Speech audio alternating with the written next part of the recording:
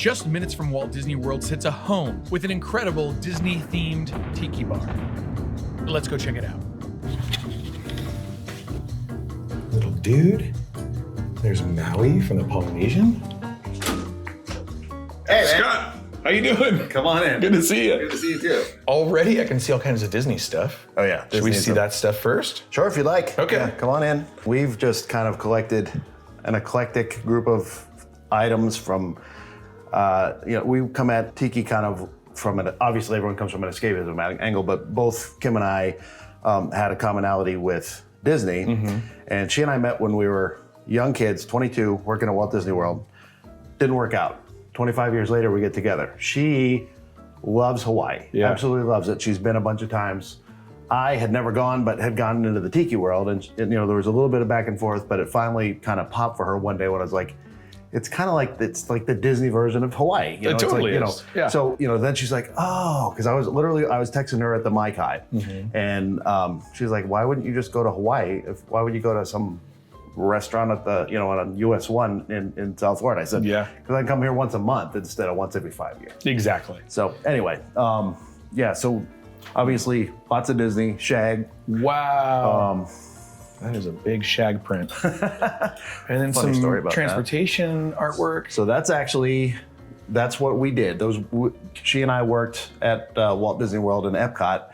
They used to have double-decker buses, like the ones on Main Street, that circled World Showcase. And that was what we both did on the college program, and that's where we met. You were driving them, or you were? We drove them. Yeah, you drove them through the crowd, man. That sounds nerve-wracking. It was crazy. A standard shift. Yeah.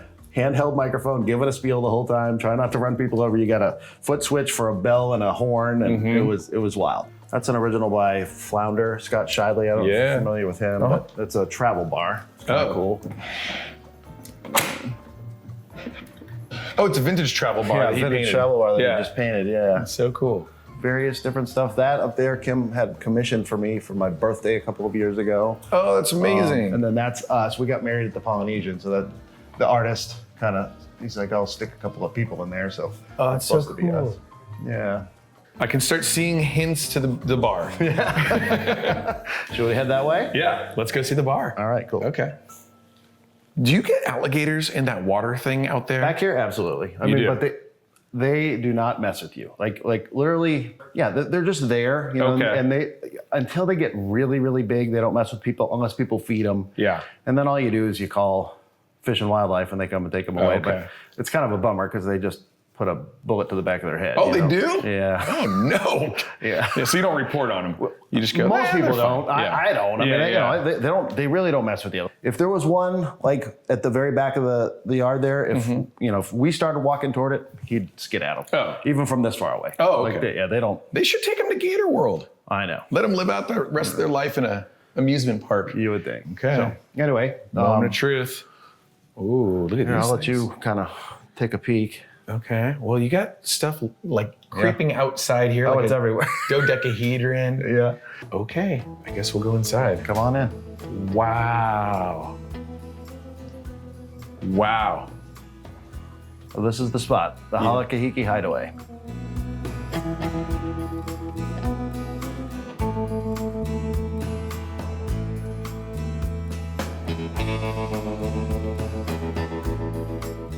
I mean, I've been collecting stuff since the early 2000s, and it was just kind of, I was living here kind of as a bachelor, and it was just kind of jammed out there, like not organized real well. And when Kim got over here, she's like, what if we just put it all in one spot? Not to move it out, but just, because she uses a little, and a mug or two here in her designs and stuff, but like, let's not have this, looks like mugs threw up all over the place. Like, what if we like organize it a little bit? Right. And I'm like, well, I really want to build a bar. And she was down for the idea of it, but she's like, well, when are you going to do that? And I'm like, ooh. It's like, well, what if... Was this walled off before? Yeah, the structure, is the only thing that I've done is there's a window right there. There's a massive window right there, and I just covered it over with plywood and to do this, kind of really. But initially what we did around 2015 or 2016 is I had just found this bar and I had all the stuff, but we just, with the brown painted walls, just made it into something usable. Yeah. The bar sat here, we had IKEA shelves on that wall, a few pieces of art that we hung, and I had like an old CD tower that I put a bunch of mugs in, and we just tried to make it so we could at least use it. You know? But that's how it starts. Right, exactly. It starts very like, well, that's our tiki bar. And then eventually turns into this, where it's like, that's our tiki bar. Yeah, exactly. Wow. Yeah, so, like most people, like I said, we had it sort of functional. I started working on it in fall of 2019, kind of, bit by bit. I worked full time and plus I was an air traffic controller for 25 years. Oh, and wow, so, really? Just as it is now, it's really coming to light, but super short. So I worked a ton of overtime. I worked pretty much the maximum number of hours we were allowed by law to work. So I didn't have a ton of extra time. So a little bit here, a little bit there. I had like a long weekend over like Labor Day, I think, of 2019, where we really started to make some progress. But then of course COVID hit. And then that's when everything really started jamming and, Yeah. And honestly, there's about 3 decent projects I still need to do, and I literally haven't done much of anything other than add items, but I haven't done anything structurally in a couple of years. So Yeah. Okay.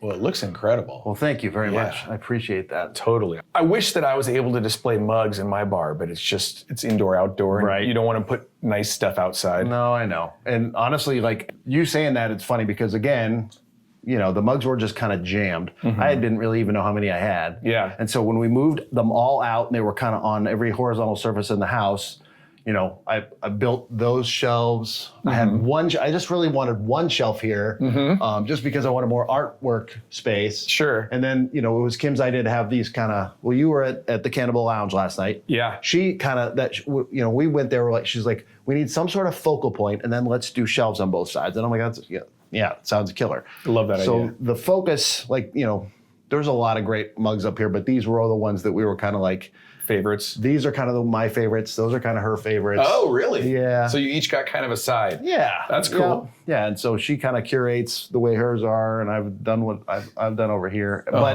But then it was like, I'm like, as we're filling that top shelf, I'm like, how many mugs are left? And she was like, there's like 50 or 60 at least. So I had to build another shelf. And then I was like, all right, I can't really be buying mugs. But of course, there's mugs everywhere. Of still. course, I know. Same with me. I just slowed way down. But I just try to only, like this one, they just did that release at Strongwater just when I was up there. And it was total coincidence that they're like, hey, we're doing this thing. And I'm like, oh, cool. I'll stop in there and get a mug signed by, Kevin Kidney. And it's a pretty cool mug. It really is. Yeah. So that's the one they did for the Dawn of Tiki. Yeah. Yep.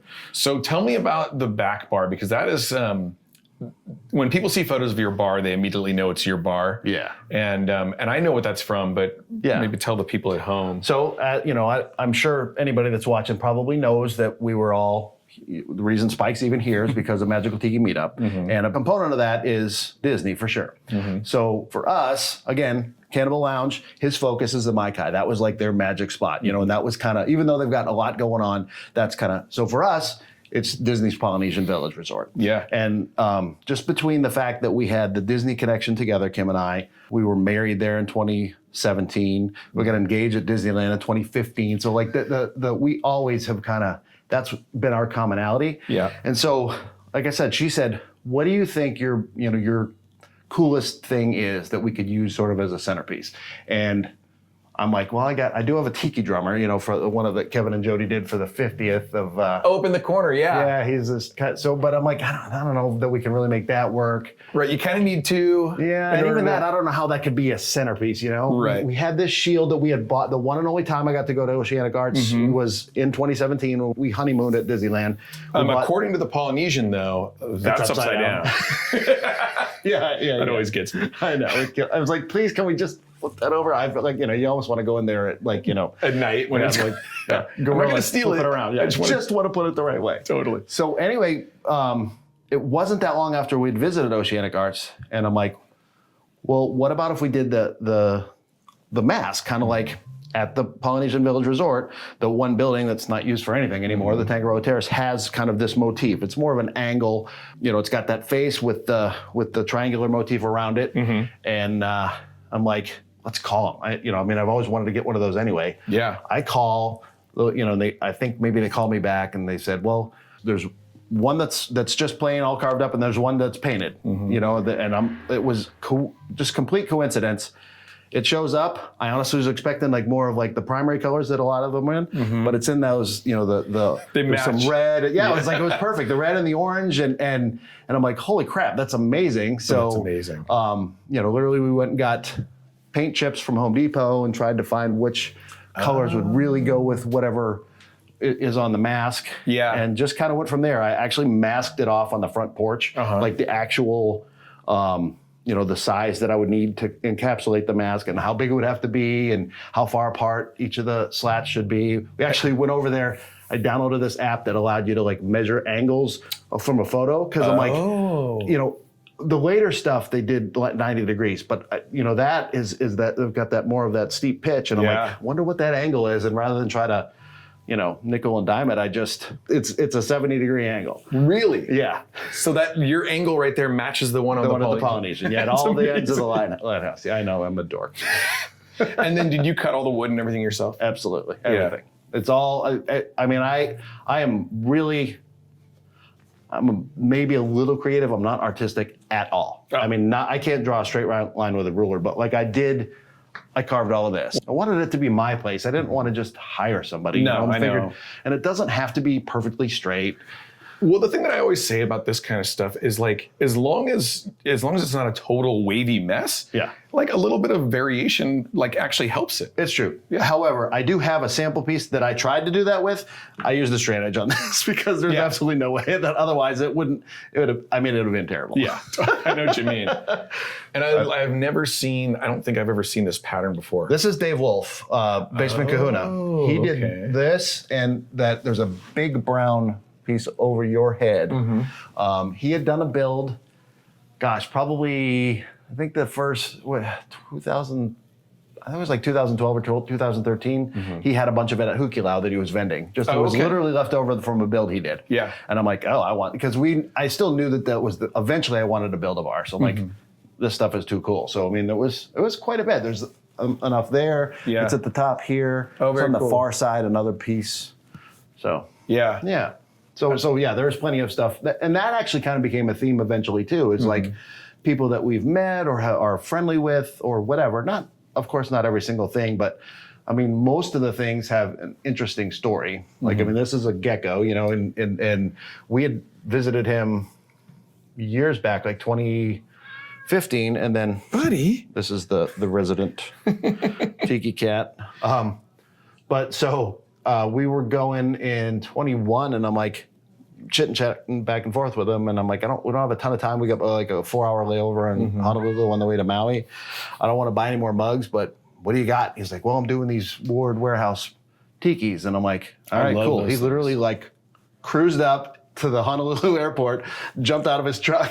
No way. To this, I PayPal'd him, and away we went. Amazing. Yeah, and so we hauled that guy, and that was on the front of the trip. So we hauled him all the way to Maui, all the way back. He was like strapped into the Mustang, you know, as we're driving around Maui. So Kim dubbed him Junior. So we literally just called him Junior. Very cool. I love those things. I think those are so great that he was super creative. Yeah, and they remind me of Max's. Yeah, you know. Yeah. In Grand Rapids. Yep. So you get some McBiff stuff here. Yeah, that was, I think that was the first year he was at the Festival for the Arts at Epcot. And of course, again, Polynesian's a big deal for us. So he was there, you know, of course I got to grab that. And that's Cat Reader. That's an old poster that they did for the Maikai, and they found a bunch of them. Like it's like old stock. I mean, she's, you know, she's like, all right, she's not old, but I think it's from like, I don't know, like the mid 90s or something, or the early 2000s, something like that. And it was framed like that? No, I did that. Oh, okay. So I have like, so that's that. I don't know if you see, they're a big deal over on the East Coast. I don't know if they have them on the West Coast, but on the other side of it, it's just this same painted palm tree in like this olive green color. And these frames used to be crazy cheap. It was kind of like the August Holland stuff. Like apparently they used to sell these, you know, at home goods stores and stuff like that back, I guess the 70s maybe. I'm not sure the exact vintage, but somebody said something to me one day not too long ago about them, and I'm like, they come up all the time, and they're like, the last pair I saw was over $200. I mean, I never paid more than, I bought one because they always come in pairs, or it seems like it. I mean, when I bought them, it was like $20 for a pair. The other one was $35, you know, but of course, like everything, it all goes crazy, and now you can't find them so much. But yeah, totally. So you just painted over it, over the. I didn't paint over the art. It's on the backside. Oh, okay. I just flipped it over,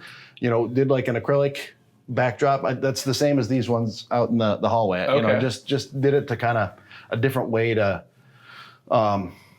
display some art. Yeah, that's a great solution. Yeah, and it looks killer. Thanks. It's really cool. Thank you so much. Yeah. What about this big shield up here at the top?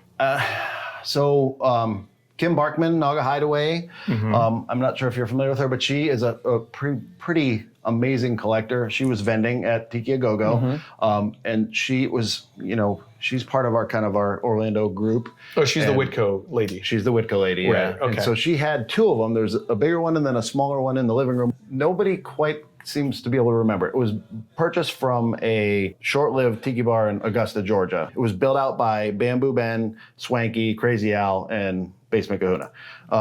And so I've heard different stories about, somebody said it because, Swanky had that connection for the authentic PNG stuff, or not like authentic as far as it came from there, designed for the trade from there. So a couple of them said that they thought it was from there. Somebody else said they thought Basement Kahuna carved them. So I'm not sure. I mean, it might be authentic.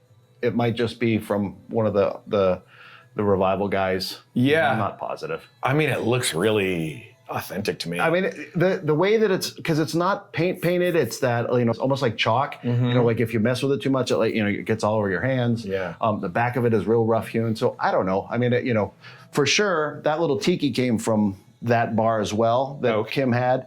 Both Swanky and Dave both said for sure they're from Bali. I guess that's kind of a pretty common place where the people are getting stuff carved and for sale and stuff. Yeah. Yep. Buddy. He's like, what is this thing? Tell me about the bar, though. The bar's vintage, right? Yeah, it is. Okay. Truthfully, I don't know a ton about it. I was a marketplace find in about 2013 or 14. Okay. Somebody there was this. I saw it advertised on Marketplace. Messaged with the person, and we came on to a pretty good price. And I'm like, yeah, this sounds great. And she was way up northwest of here, like 50 minutes. And I was like, is there any chance you can deliver it? And they're like, yeah, I mean, I have a truck, but it'll cost you X more. Sure. So okay. So it turns out, shows up, it's like this 22-year-old girl, and she's just hustling out there, going to estate sales and grabbing stuff. And so she, but she was super, super nice. We got talking a little bit, and she's like, normally I don't like going to people's houses, understandably. 22-year-old girl by herself running around delivering furniture. But she's like, you seem cool. She helped me bring it in. And, I'm like, I really appreciate it. That's amazing. But that was the stimulus, like I said, for Kim to say, okay, now we got that. So when are we going to do something? And that's when we went to that, move everything around and kind of at least set it up as something usable. I do have one question for you that I've been asking everybody, but I'm going to ask you at the very end. Okay. So keep that in mind. All right. Okay. So what else do we have to share here? Lights. We have everything from some vintage oceanic art stuff to just things that we crafted on our own. Some are just like that one over there. I think it's from like Pier 1 maybe, but it's kind of cool looking. We found it on Marketplace at one point. And, totally. Yeah, totally works. Yeah, it's kind of, yeah. Yeah. The one over your head is from Bali, but we bought it in Maui at a swap meet.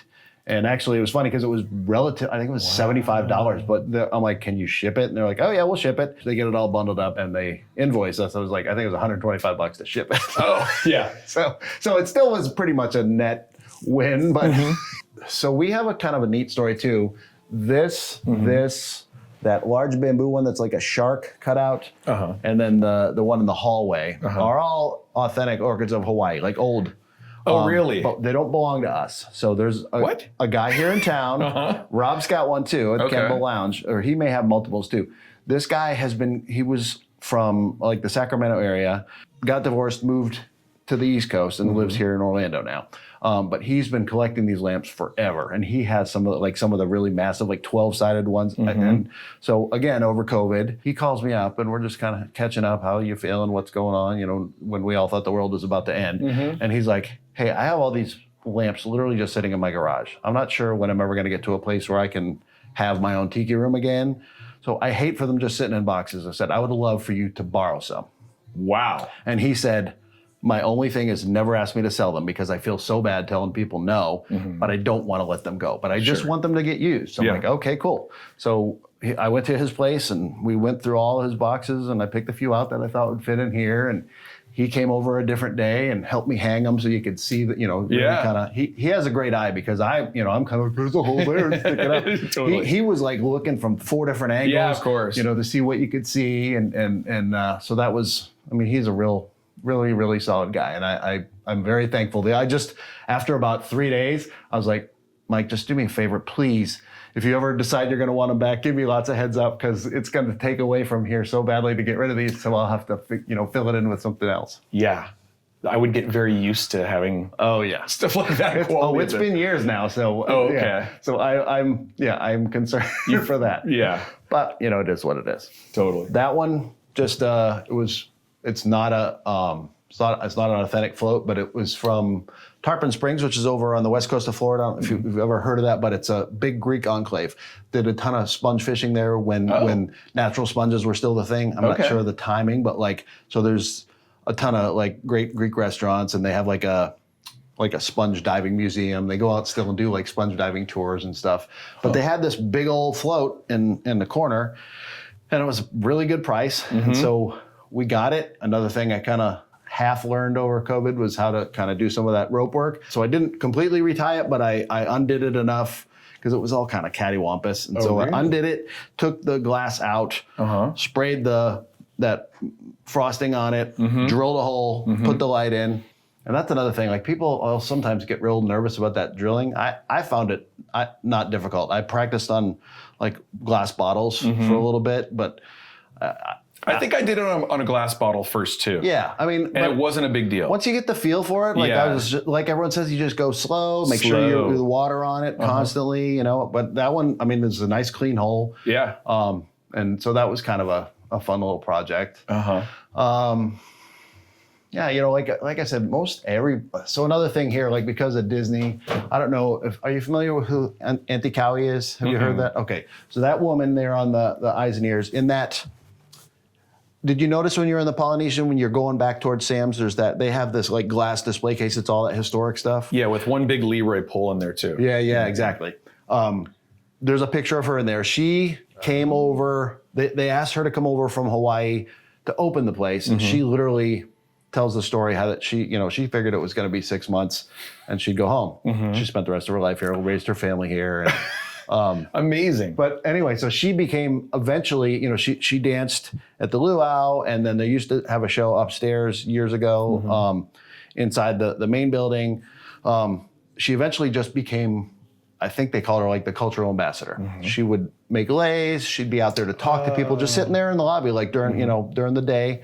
And it was just kind of this little extra, There was one guy that was still doing it once in a while, but haven't seen him in a while. So it's almost like they've sort of let that go, which is really a bummer. Yeah, I don't have the history with the place that you do. Yeah. But to me, the sense that I get is that they aren't investing in the Polynesian side of it as much as they used to. No, I think you're right. I think you're right. Yeah, there are still, because of that, because of all of the theme parks, there is there's a good sized Polynesian community here. Sure. Because of all the different luau's. In fact, that we got married by a Hawaiian guy, and he has I forget what the word is, a school, a hula school, but there's a Hawaiian word for it. Yeah. And I just kind of put the word out and filtered through. We talked to 1 or 2 different people, but went and met this cat, and he was introduced to his wife by Auntie Cowie. She's the one that back in the I think it was in the mid '80s. He was singing here's somewhere in Clearwater, I think. Yeah. And then Kamai was dancing for Cowie either at SeaWorld or at Disney or one of them. And so she's like, I think I got something for you guys. And she got them together. So it was just kind of this crazy thing when we met him that we're another touchstone to the Polynesian, Yeah. But she was just really kind of a force at that place as far as the cultural authenticity went. And you remember her there too and everything? Oh yeah. She was there all the time. She just passed probably 5 years ago, I think. Okay. So she was there quite a bit, up until, the mid-teens. What about some of the carvings up on the top shelf there? So you have the Kevin and Jody. The drummer. Yeah. That's a Tiki Tony that I think was one of his grab boxes kind of thing. And it was like a piece of chalkware that came in there. It's one of his carvings. Oh, cool. The Tiki Room album was actually Kim's grandma had this box of records. And she, since we've gotten together in 2014, 2013, she was going through the records like, oh, look at this, and so that's, I mean, not that those are that hard to find, but that one is actually from when that was a hit record that grandma held on to all these years. Totally. And the fact that it came from your family, is great. Yep. The little one in the corner is that typical Hawaiian tiki that a ton of people have. It was Kim's, she bought in Maui when she used to go there, in her previous life. That Aloha poster is literally just a generic poster, nothing special about it. Those two tikis, again, from Basement Kahuna. We seem to buy a lot of stuff from that guy. Yeah. He does great work. Yeah, I don't know that he carved those, but he has very elaborate stories for a lot of them. There's one of the documentaries that he's interviewed in that they're on the bar next to him. So they came from his personal collection. Okay. Yeah. I love those. I think they're great. Yeah, I do too. Yeah. Let me see. Another interesting. There's a Wayne Coombs up there, the Cocoa Beach carver that kind of started that Florida style, and it's kind of I've seen tons of his palm logs, but that's flat on the back. It's like and it's a little harder wood. Which? Oh, it's the one in the middle. Just to the right of the moai. Yeah. Okay. So it's got the pineapple, which was like his thing. That was kind of his thing. Yeah. Yep. So I've got two of his in my backyard. Oh, do you really? One of them's like 9 feet tall. The other one's incredible. And it's very much in the Florida style. Yeah. And people either love it or hate it. But it's true. Rob had one yesterday too, and it was atypical. Oh, it's the one that is it's a moai. Yep. Which is so not his thing. Yeah. Yeah. No, I know, it's great. And but I love coming into a Florida home bar and seeing Wayne Coombs stuff. Of course. I mean, it's he started carving in '67, I think. I mean, like you said, like his style or dislike it. Yeah. I mean, he had an influence for sure. And I think it tells the story of tiki history. Yeah, for sure. So there is one sort of I don't know if you caught it or not, but just above there, there's a kind of like a piece of driftwood. Yeah, I saw that. What is that? That's actually, so that's not really tiki, but that's like authentic beachcombing from me as a kid. My uncle, cool. I grew up in Massachusetts, and so my uncle had an open wooden boat that with a motor on it that we would go out in Cape Cod Bay to fish. And when I was really little, probably I was under 5 because I remember the house we lived in, and we moved away from there when I was 5 years old. So we'd just been out, and it's an old lobster buoy.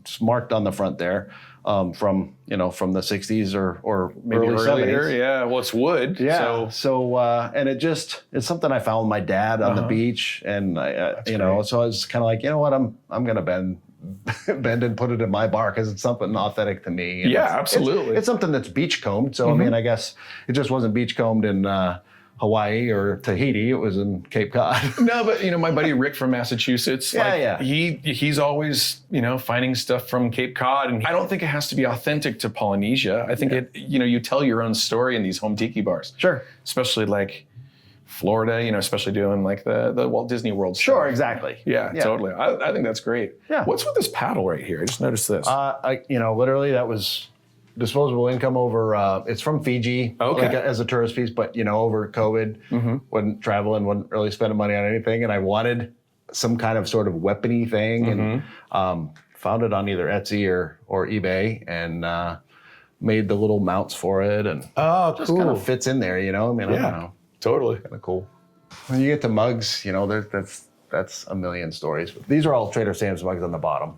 Oh, okay. So it was all there's an Old Man Merrill mug in the middle there. Old Man Merrill, Kelly Merrill. Amazing. And in the corner you have the dude from Indiana Jones. Of course, yeah. Right. Just not really authentic, but I don't know, that's kind of that was like one of my, one of those touchstones for me. I mean, that was just around the age where I was like, look at this guy. Like, what an interesting, sort of adventure sort of style, and so it just, I don't know, I just thought I think that cool. fully goes, and it's not, like you said, it's not necessarily tiki, but home tiki bars don't have to be pure tiki. Yeah. And then this is all Scott Chidley, again, Flounder. It's all his stuff, so we call this the Flounder Corner. Very cool. Tom Fowner from Fort Lauderdale has done a bunch of the work at the Maikai. This was one of his tikis. Wow, very cool. That over there is Jeff Schonard, who's, the West Coast guy, Tampa guy. Okay. Marquesan style. He was one of the first tiki carvers I kind of met. And I'm like, I really want to have stuff from the Florida guys, There's one out here, this bigger dude is from Will Anders, who does, but you know who he is. Yeah, totally. Does all the Maikai stuff, or a lot of the Maikai stuff. And wow, that's amazing. Yeah. I was fortunate because he doesn't really like to sell his tikis. And he had a girlfriend, it was around 2019, I think, that she was like, we got to sell some of these things. And so he was vending at Hukilau. And I'm like, first night, I got to get that guy. Wow. What's up with this? It's like a slit drum, right? Yeah, this dude, I literally just bought at Tiki A Go-Go. Oh, this last weekend? Yeah, it's, a Tiki Hunter Carvings. I don't know if you saw, I think he's an art teacher. He does some pretty, he leans toward Disney sort of styled. He does that one mask that's in an Oliver Adventureland that has like the one curved horn, you know what I'm talking about? Oh yeah. Yeah, so he had like some tikis of that. He has one kind of cool looking Bumate style. That, just a guy that is sort of getting into it. I just was really kind of struck by it. Well, it kind of reminds me of the fountains in which I think Disney is where World. he was kind of going for. Yeah, totally. And so it just was like, Kim actually made a comment. She's like, I'm surprised you would buy something that was painted like that. I'm like, it goes with how they are there. Yeah, not most of my stuff isn't like that, but it's also like subtle colors. They're not like vibrant, like screaming. Yeah, clown tiki. It's a different thing. Yeah, I would. Yeah. I felt like it. Honestly, yeah. I felt like it sort of went, and I'm like, yeah, I like it the way it is. Yeah. The problem I have with peacock chairs is usually that you have no room for them, and that's kind of like a smaller peacock chair. No, it was because we've been looking for one, and. Some of them come up and they have those elaborate, almost, they call them the Cobra chairs, which are like, they're badass, but you're right. Yeah, they take up your whole living room. As small as this space is, I'm like, where are we going to do that? But we really like the idea of, because I had those chairs over here originally when the bar was that way. And then when we moved it that side, I'm like, we need at least one more seat in here. And we both kind of agreed on that. And it wasn't like we figured out that this was the right size. Somebody had it for sale over on the west coast of Florida. We asked for the measurements. It was a reasonable price too. It was another one that was decent, Very and cool. again, to kind of to put our stamp on it, the fabric there's that was Trader Gill's fabric, or Tahiti Gill rather. Sorry, Tahiti Gill's fabric from Trader Sam's. So it's all Trader Sam's. Yeah, totally. Yeah. What about the diving helmet? Diving helmet is really not an interesting story. I just think it's cool. It's one of those Indian reproductions, but at least where were they selling for a few those? years. They're Home Goods or something? That's where it's from. Which is insane. I know. It's like pretty good quality. It's really good. It's made out of metal. It looks cool. I'm like, that would be a really cool thing to have. Somebody posted on one of the forums or Facebook, hey, they've got those at Home Goods again. So I zipped over to the one, and there it was. It was kind of shiny, so I literally threw it in the back with the pool chemicals, like inside a closed space for a few days, and it kind of patinaed it up a little bit. Oh, cool. Yeah. I've always wanted one. I just don't have room in my bar. Well, there you go. Yeah. I was saying I had some projects. I have lumber. I had this idea I wanted to build like a cabinet for it. And I don't know if you've ever seen that kind of oxidized paint where you like paint, it's like a copper paint, and then you spray the stuff on it and it turn, kind of like you see in the old ships or like in a shipwreck kind of thing. So we were going to do that, and that's like kind of when work kind of went back to normal, and so the wood has sat out there forever. And literally, we're just at Sam's 3 or 4 weeks ago with you at the beginning of last month. Yeah, Kim's like, out front there, we've always seen that they have a barrel. We had this barrel already as like storage. I'm like, that would work. What if we just get a barrel? Because there's a guy in town here that does the old whiskey barrels. And, they make them as like storage cabinets. I'm like, let's just do that, and then you can wire the light through that way and call it done instead of just sitting on this little temporary thing that's been like 5 years now. Oh, so it's going to be a barrel in. So there'll be a barrel here. Okay. The next time you come. Yeah, cool. All right. So these... What's this little dude down here? Little Marquesan guy? Literally dragged that guy from the Marquesas. He came from Nuku Hiva. Wow. Yeah, we went last fall. We took a 3.5 week trip through French Polynesia, including going to the Marquesas, which was kind of like my dream. And so the only way that we kind of messed up was first place we went was the Marquesas. Like we, took a couple of hops, but that was our first kind of destination. Got there, there's just carvings galore for sale. But we're like, oh yeah. Oh. And like they have this like cultural market in the, there's a very small town. I'm telling you, it's like little, but like they had all kinds of stuff. I could have filled a whole suitcase full, but we're like, it's the beginning of our trip. You know what? We're going to Tahiti. We're going to Moorea. We're going to maybe want to get some stuff there. Oh, I think I know where this story is going to go. Yeah. That was the spot. Yeah, I think I told you this. Yeah. Actually, everything that you saw in Tahiti and Moorea all said carved in the Marquesas on it. So literally that's where all the carving gets done and they export to the rest of the islands to sell. And I was like, oh man, so I wish we would have, we bought that. Kim bought like a little skinny guy back there. Oh, I can see that. We bought a couple of pieces of carved bone jewelry, but literally that was it. Yeah. So, well, maybe next time. Next time you go to the Marquesas. Yeah, the next time we make 14 different hops to get all the way to Nuku Hiva. Oh, wow. So that, this guy, these guys are both Boscos. That one was literally just from a place down in South Florida called Pleasant Tiki's. Pleasure Tiki's? I can't remember which. But I bought that guy off of a guy that was real close to the Maikai. I found him on eBay, but we started talking, and he's been going to the Maikai forever.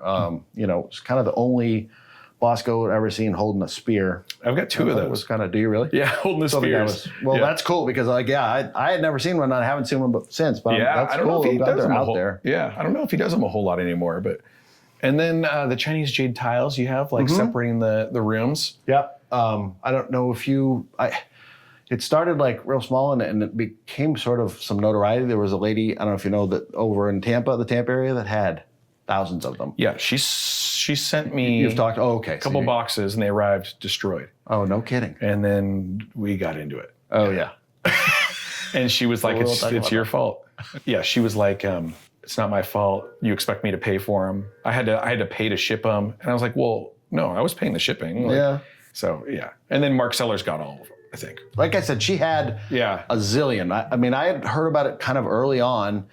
I think Tom Alsmiller might have been the one that found them initially. I'm not positive. Okay. But, she had them on Marketplace. And so my wife happened to have a conference over on the West Coast, and I went along, and it was one day I'm like, hey, can I come by? I want to kind of like to get some tiles. She was like, yeah, I guguess so. And so we go out to her spot. And she was a little bit, she was definitely a little quirky, a little standoffish. But the more we talked, the less she realized I wasn't trying. I don't know if she was just worried of people trying to rip her off or what. But then she started, talking to me a little more and telling me more about them. So I think I bought 6 because we got 2 there hanging over the pass through. Yeah. And then these 4. And then now I've got some other ones just because there's more that we have coming soon. I'm about to like Tiki-fy the rest of this like kind of wing. Oh, you are? The guest room. Well, yeah, we have one of the massive Polynesian Village headboards in the other back in that back bedroom, just sitting. That's going to go in this room, but I'm going to put some wall treatment up, and that's hopefully coming within the next few months. Yeah. So anyway, and so I Trader Vic's sold them for a short while back. Oh gosh, I don't know, a year ago or so. And the big thing was the shipping was like super cheap shipping. So I think I bought 4, and then I bought 2 more from another guy. So I think there's like 6 sitting in the garage. When you went to her place, whatever, could you see the stacks of the other ones? No, but she showed me a photo of them. Oh really? It was like a lot. It was a lot. She wouldn't exactly say when. She said it was thousands. So the story was, did you ever hear the story? I heard it from Mark Sellers. Okay. But you can reiterate it if you want. Yeah, just the story she told me anyway was that this couple had 7 Chinese restaurants around the Bay Area, around the Tampa Bay Area. And they were all kind of an older style, and they wanted to redo them. And so they somehow sourced them from China, brought them over on a container. While they were en route, apparently the husband had been having an affair. And so the wife finds out, before they start doing their renovation, and that all blows up, and they're divesting themselves of the restaurants. They certainly don't want to do anything with that. And so she claims that they just put them on, I think it was Craigslist, but it was like just worded weird. And so like, it was like a 6-month-old listing. Wow. And she called them and they're like, are these still here? And I guess I don't know what made her do that because she didn't seem to know a lot about Tiki or anything at the time. Do you have any idea what she paid for the whole lot? I don't. I don't think it was much though. I'm sure, but what does that? I wonder if does that mean $1,000 or does that mean like $500 or does that mean $10,000? She was at the beginning when I bought them. She was selling them for $40 a piece, and I think that was the cheapest that she had done. I don't think it was that she started any lower than that. Right. So I don't know. I mean, what would seem reasonable? I mean, maybe she paid $5 a piece for them. Okay. I mean, I don't have any idea. I have no idea. Yeah, we're just speculating. Yeah. So I don't know. These are actually. You know what these are? So I went to the trailer that McBiff is just staying in, and that's the same mirror in the bathroom. That's from me. Oh, you made these? No, I didn't make them. They're from the Polynesian. But of course, they got a bunch of rooms over there, and so whatever they renovate, there's massive amounts of stuff. So same thing. I wish I would have had the wherewithal to do more, but I found so I always wanted one, and I found one for like what I felt was a fairly reasonable price. Well, I stumbled onto one of these. There's furniture liquidation places all over town here because there's not only Disney hotels, but there are thousands upon thousands of hotel rooms, and they redo themselves every however many 10 years or 15 years. Yeah. So now you've got 600 bed frames. What do you do with those? I mean, Yeah. So these places they have massive storage areas, and you just, So anyway, they had stacks and stacks and stacks of these mirrors to the point where they were going for a ridiculous price, and so like cheap. It was very cheap. And so, how many did you buy? I probably went through about 40 of them. Oh, you bought 40 of them? And resold. But see, everyone was selling them for like $300. Yeah. I sold them for between $30 and $50. The most I ever charged one was $50. You should have sold them for $300. Well, but there'd probably still be 7 of them sitting in my, what I mean? Totally. So, but I guess maybe, but I didn't care. Like to me, I was literally, this was my Robin Hood. I was getting them for cheap. Yeah. Like stupidly cheap. And then I was just going to make a couple of bucks on them, and I couldn't find a way to ship them. If I could have found a way to ship them, maybe I'd have done something different, but I tried and it did not work out. Yeah. And so literally it was all local pickup. There's a handful of people I could probably, if I thought for a minute, people that are either peripherally in the scene or something that have them, I gifted a few. Yeah. Are those from the 70s, like when they built? I think it's 80s. Oh, 80s, okay. Yeah, it's not, the rooms from the 70s are not Polynesian looking at all. There's really there's some artwork out there, some Mary Blair inspired artwork. I don't okay. That was like, it looks like Small World. But aside from that, the rooms didn't have a lot of decor because, that was that infamous, they just prefabbed the rooms with everything in them, stuck them together, and voila, oh, really? Instant Hotel, yeah. Oh, like they did with a Contemporary. Yes, exactly. Oh, Except for, the Contemporary, they built the framework. They could stack those 3 high as they sat. So the Polynesian, they just were going like Legos. Wow. Just like first floor, second floor, third floor, put the roof on, It's so odd. It is odd. It's a weird way to build it. It is structure. odd. Yeah. What about the sconces? Where do the sconces come from? Those are also from the Polynesian. Okay.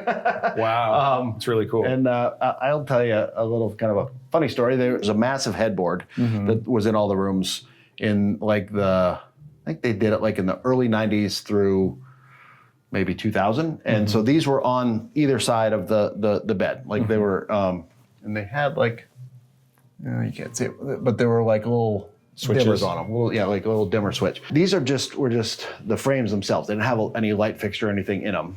And so when I was doing my stuff, I'm like, I want to power these things. So I had my friend that's an electrician come over, and he went in the attic to try to see if we could snake something through. Because I just, can we put like junction boxes there? He's like, we tear up the drywall we can, but I think at that point I already had the wall covering up, and I'm like, I don't really want to do that. So I basically it's just strip lighting in there that's wrapped around a dowel, and then there's a wire that goes all the way around and down to there. Oh, really? Yeah, because almost all the lighting in here is the Philips Hue, so it's dimmable light, color controllable. Yeah, and so that's so that was kind of like, I don't know that I was any great innovator, but it allowed me to do what I wanted without the traditional way of having to have actual power behind them. And have it like hardwired. Yes, exactly. Yeah. You want to go behind the bar and I can ask you, do you want your wife to come in here too? Yeah, Kim, you want to come in? She doesn't really love being on camera, but I was like trying not to get in the back of the like wandering around back there. Totally. I'm just listeing, you know. Oh, okay. Should I come back here? Well, yeah, I certainly didn't want you to feel like excluded. No. I mean, I don't really love being on the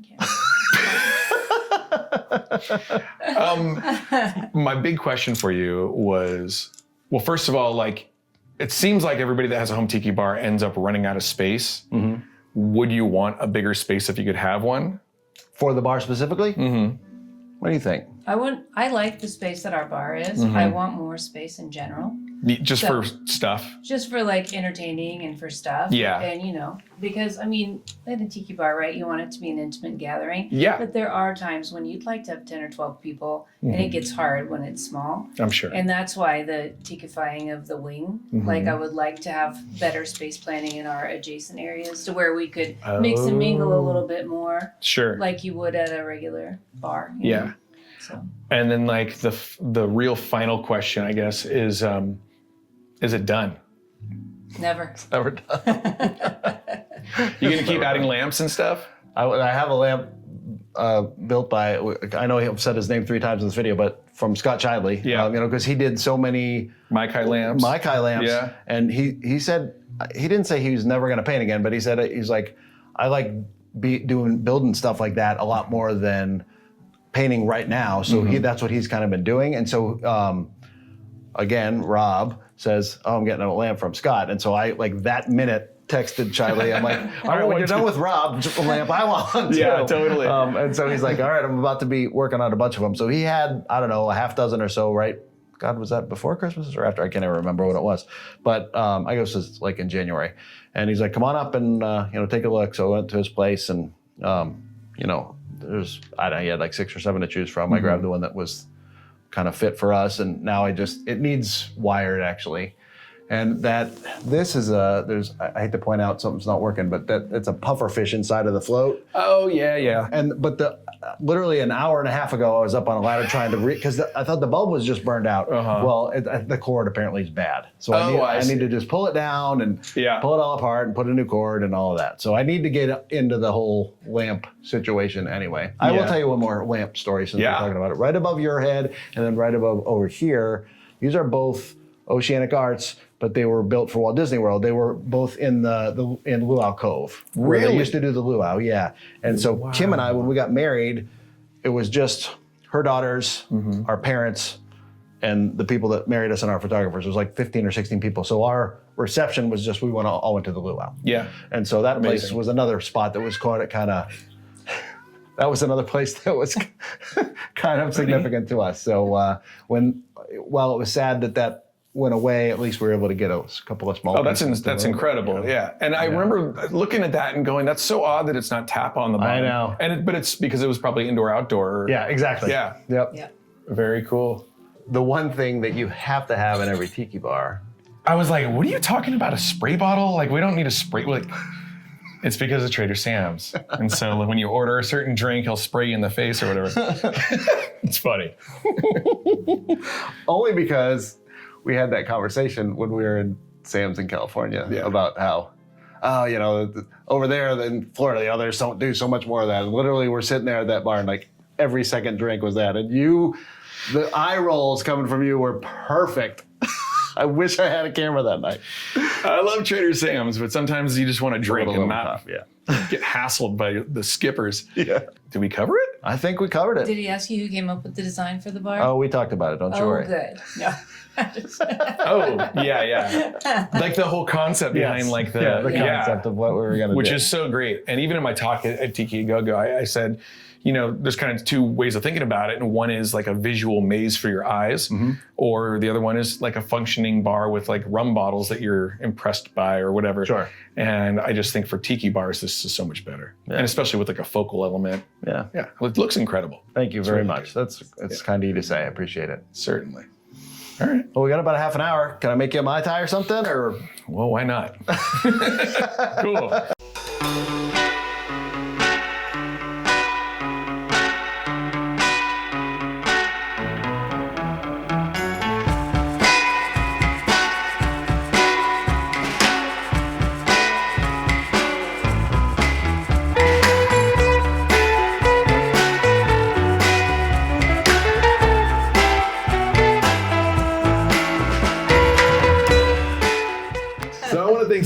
and Kim, for welcoming us into the Hala Khaki Hideaway. We're gonna have some cocktails. If you want to follow both you guys on Instagram, Sure. It's Deetman1. That's DEETMAN1 on Insta. And That's it. that's it. Don't Kim says that's follow it. Kim. All right, let's have a drink. all right. Cheers. Cheers. Yeah.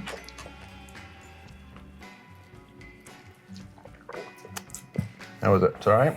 It's delicious. Very good. He also mentioned like it took some like doing to get you into Tiki, because it was like, why would we go to like Tiki bars when we have like real Hawaii? Right. The first time I ever came to Walt Disney World was like in 1988 or something like that. And so I went with my parents, and we were going to Hawaii a bunch, like to Kauai. We were on the monorail going through the Polynesian, and I was like, Dad, let's stop. Let's go see it's like Hawaii. And he's like, why would we do that? We go to real Hawaii. Yeah. And it just kills me that we never got off the monorail to go see Right. fake Hawaii, Yeah. the Polynesian. But yeah, I totally empathize that if you don't have like the kitsch attachment or whatever. Sure.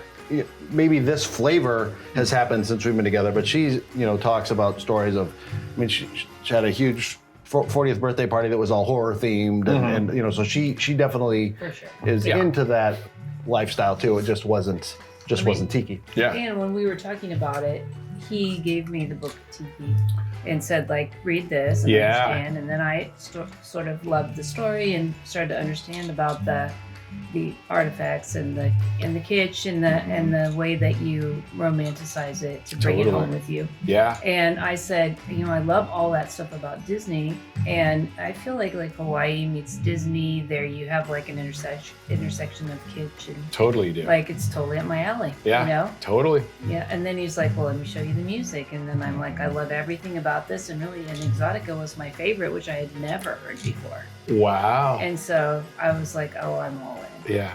Once people discover Tiki, it came from somewhere very authentic, even if that authenticity was also manufactured. Yes. But it's like infectious. Absolutely.